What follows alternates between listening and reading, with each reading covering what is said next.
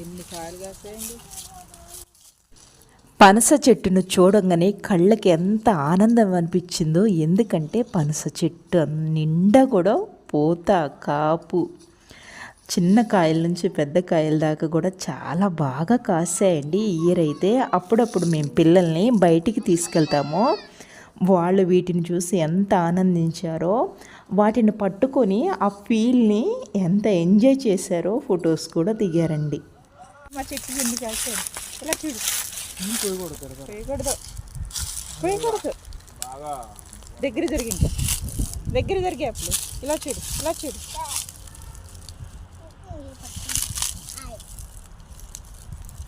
Friends, video నచ్చితే ఒక like ఇవ్వండి.